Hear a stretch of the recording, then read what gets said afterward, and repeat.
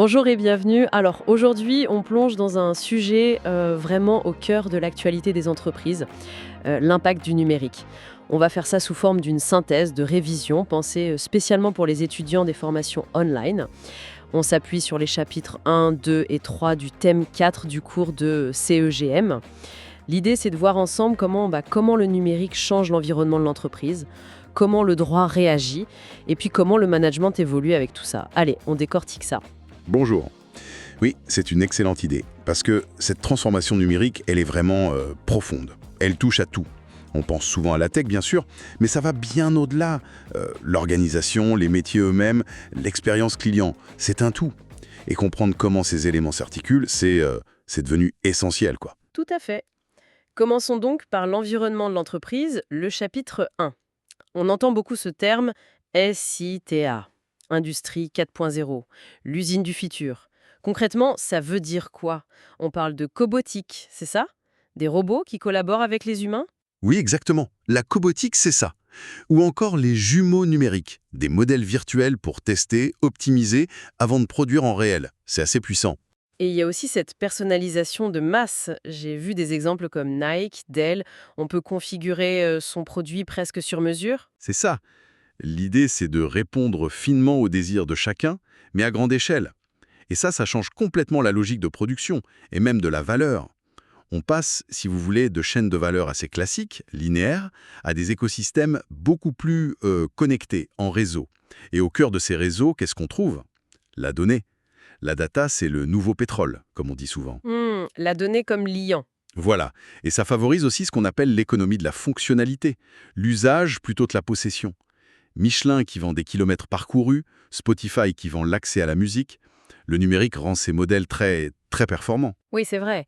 Et impossible de parler de numérique sans parler du e-commerce, évidemment. Les chiffres donnent le vertige, hein. Presque 147 milliards d'euros en France en 2022. Ça a grimpé de quasi 14% en un an. C'est énorme. Ah oui, la croissance est fulgurante. Et ça change du consommateur, non? Ce consommateur connecté? Complètement. Il est surinformé, il compare tout, il lit les avis, il donne son avis. Il est plus exigeant, peut-être plus volatile aussi? Certainement. Plus exigeant, plus influent grâce aux réseaux sociaux, mais oui, aussi plus à peur. Il faut le capter et le retenir. Et cette digitalisation, elle touche pas que le B2C. En B2B, la recherche de fournisseurs, ça se passe massivement en ligne maintenant. Ah oui. Oui. Et le C2C, entre particuliers, avec Vinted, Le Bon Coin, ça représente des milliards chaque année en France. C'est fou. Même avec l'administration, le B2B, tout se dématérialise, avec Chorus Pro par exemple. Tout à fait. Et pour comprendre le succès de beaucoup de ces plateformes, il faut parler des externalités de réseau. C'est un concept fondamental. Les externalités de réseau, c'est-à-dire? L'idée de base, c'est que la valeur d'un réseau augmente avec le nombre de ses utilisateurs. Pensez à un téléphone. S'il n'y a qu'une personne qui en a un, ça sert à rien.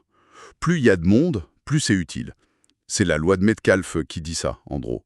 La valeur est proportionnelle au carré du nombre d'utilisateurs. V égale N au carré. Ah d'accord. Donc plus il y a de monde sur Facebook, plus Facebook a de la valeur. Exactement. Pareil pour une marketplace. Plus d'acheteurs attirent plus de vendeurs et vice-versa. C'est un cercle vertueux. Ce qui est fascinant ici, c'est que ça mène souvent à des marchés où un acteur domine largement. Le fameux winner takes all. D'où l'importance stratégique des normes, des standards techniques, pour que tout communique, mais aussi pour potentiellement verrouiller un marché. Précisément, l'interopérabilité est clé. Mais celui qui impose son standard prend un avantage énorme. On a vu ça avec VHS contre Betamax, ou plus récemment Blu-ray contre HD-DVD. C'est des batailles stratégiques. Et tout ça, cette importance de la donnée, des réseaux, ça nous mène tout droit à l'intelligence artificielle, l'IA. On sent bien que c'est en train de tout changer, ou que ça a le potentiel de tout changer. L'exemple de Carrefour est intéressant. Utiliser l'IA pour prévoir les ventes, optimiser les stocks. Ils disent avoir réduit les ruptures de 20%, le gaspillage de 15%. C'est concret, là. Ah oui, c'est très concret. Le potentiel de l'IA est immense, hein. On parle de gains de productivité jusqu'à 40% dans certains cas, une aide à la décision précieuse. Mais il faut aussi voir les défis. Et ils sont nombreux. Oui, j'imagine. Lesquels, par exemple? D'abord, les questions éthiques. Est-ce que les algorithmes sont biaisés? Comment on assure la transparence d'une décision prise par une IA? Ensuite, l'organisationnel. Il faut de nouvelles compétences, accompagner les gens dont le métier change, gérer la peur du changement. Et le juridique, bien sûr. Le RGPD, la responsabilité en cas d'erreur de l'IA? Exactement. Et avec les IA génératives type ChatGPT, Midjourney, qui sont arrivées très vite là, ça pose encore de nouvelles questions. Certains métiers sont menacés, d'autres vont se transformer, des nouveaux apparaissent, comme prompt engineer. C'est un sacré bouleversement. Ce qui nous amène logiquement à la deuxième partie, la réponse du droit. Le chapitre 2. C'est un vrai défi pour le droit, non? D'encadrer une technologie qui va si vite, qui ignore les frontières. C'est un défi immense, oui. Comment protéger une création numérique? Un logiciel, un site web? Comment gérer les données personnelles? Quelle valeur donner à un contrat passé en ligne? Alors, pour la protection des créations, le droit d'auteur s'applique, mais avec des adaptations. Pour un logiciel, par exemple, l'originalité est appréciée un peu différemment, et souvent c'est l'employeur qui détient les droits si c'est un salarié qui l'a créé pendant son travail. D'accord. Et pour une base de données? Là, c'est intéressant. Il peut y avoir une double protection. Le droit d'auteur, si la structure est originale, et un droit spécifique, dit sui generis, si sa création a demandé un investissement important, financier ou humain. Et les licences? On entend parler de licences libres, propriétaires. Oui, les licences propriétaires, libres comme GPL, ou intermédiaires type Creative Commons, définissent ce qu'on peut faire ou pas avec l'œuvre. C'est crucial. Et là encore, l'IA générative vient semer le trouble, quoi. Qui est l'auteur d'une image générée par IA? L'utilisateur qui a donné l'instruction? Le développeur? L'IA? C'est complexe. Le droit cherche encore ses marques là-dessus. Un autre point absolument central, c'est la protection des données personnelles, le fameux RGPD. Ah oui, incontournable depuis 2018 en Europe. Il faut rappeler ce qu'est une donnée personnelle. C'est très large en fait. Tout ce qui identifie une personne, même indirectement. Un nom, une photo, une adresse IP. Exactement. Et le RGPD impose des principes forts. Collecter pour une raison précise, finalité, juste ce qu'il faut, minimisation, pas plus longtemps que nécessaire et en sécurité. Et surtout, il y a les droits des personnes amies. Accès, rectification, suppression, le droit à l'oubli. Et le consentement, il doit être libre, spécifique, éclairé, univoque. Fini les cases précochées qu'on voyait partout avant. Tout à fait. Et l'organisme qui veille à ça en France, c'est la CNIL. Et elle a un pouvoir de sanction important.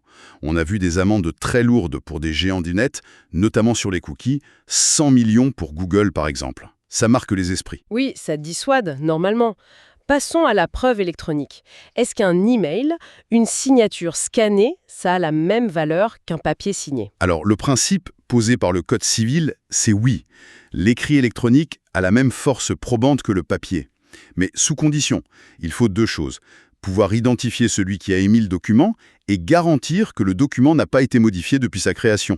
L'intégrité, quoi. Et c'est là que la signature électronique entre en jeu. Voilà. Il y a plusieurs niveaux définis par le règlement européen IDAS, simple, avancé, qualifié. Plus le niveau est élevé, plus la sécurité et la valeur juridique sont fortes. La signature qualifiée, par exemple, a la même valeur qu'une signature manuscrite. Et à part la signature, il y a d'autres moyens de prouver... Oui, on peut penser au constat d'huissier pour figer une page web à un instant T, la blockchain aussi pour le rabattage et l'intégrité, et l'archivage électronique certifié selon des normes comme NFZ 42-013 pour conserver des documents numériques avec une valeur probante sur le long terme. Très bien. Et quid des contrats conclus sur Internet? Une vente en ligne, par exemple. Là aussi, il y a un cadre légal précis. Code civil, code de la consommation, loi LCEN. Le vendeur pro a des obligations d'information très claires avant la commande. Qui il est, le produit, le prix total, la livraison. Et il doit mettre en place le système du double clic. Le double clic. Oui, le client doit pouvoir vérifier le détail de sa commande et la corriger si besoin avant de la valider définitivement par un second clic. C'est une sécurité. Et pour l'acheteur, il y a le droit de rétractation. Oui, pour le consommateur qui achète à distance. 14 jours pour changer d'avis, sans justification. Il y a quelques exceptions bien sûr, comme les biens personnalisés ou les téléchargements. On voit aussi des contrats nouveaux, comme le SaaS, Software as a Service. Tout à fait. On n'achète plus le logiciel, on s'abonne à un service en ligne. Là, les points clés du contrat, c'est la disponibilité du service, la sécurité des données qu'on y met et la réversibilité, pouvoir récupérer ces données si on arrête. Si l'on replace cela dans une perspective plus large, on voit que le droit est constamment en train de courir après la technologie. Les questions de responsabilité de l'IA, les smart contracts sur la blockchain, la propriété dans les métavers, c'est des chantiers énormes pour les juristes.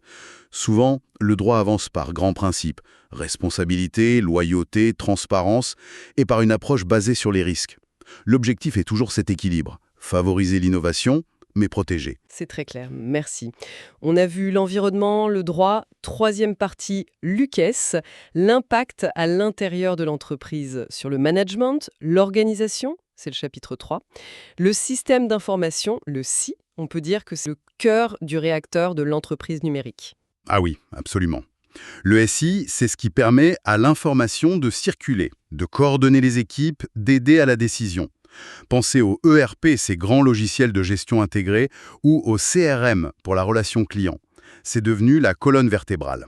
Et ça transforme le management, j'imagine. Énormément.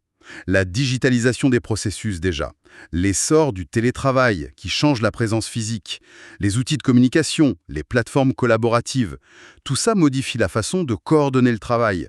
Ça peut être plus fluide, plus horizontal, moins en silo, parce que l'info circule mieux. Et le rôle du manager dans tout ça, il devient quoi? Il change.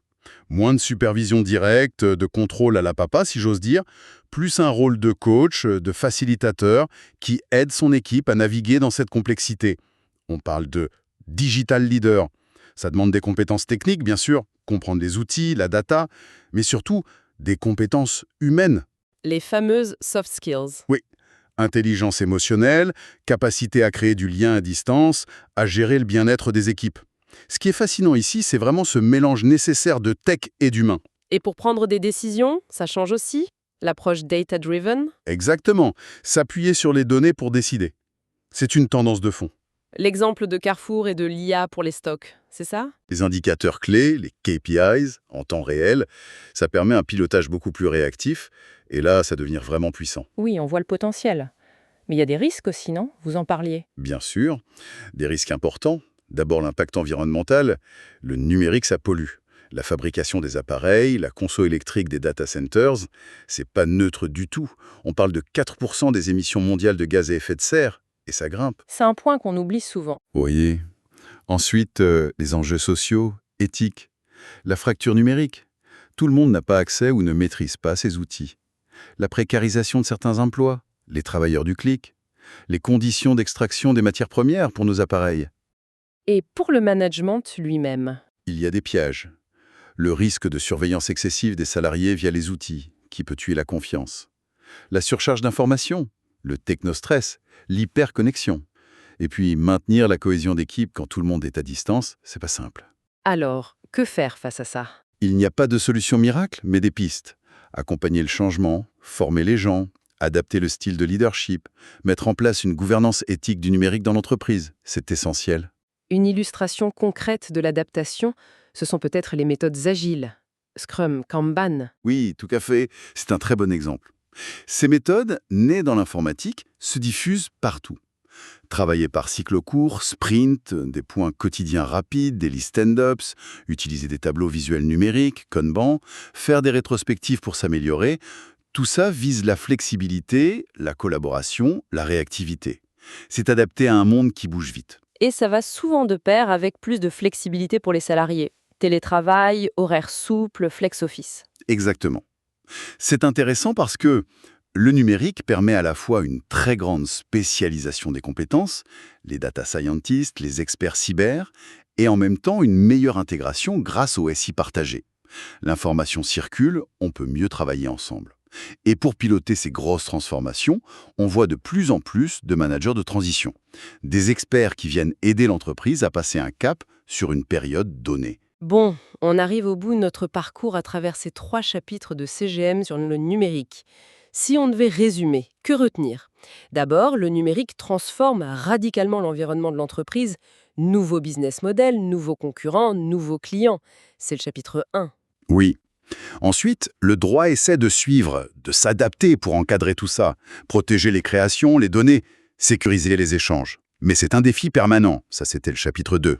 Et enfin, chapitre 3, impact majeur sur le management et l'organisation, besoin de nouveaux outils, de nouvelles compétences, surtout humaines d'ailleurs, et de nouvelles façons de travailler. C'est une bonne synthèse.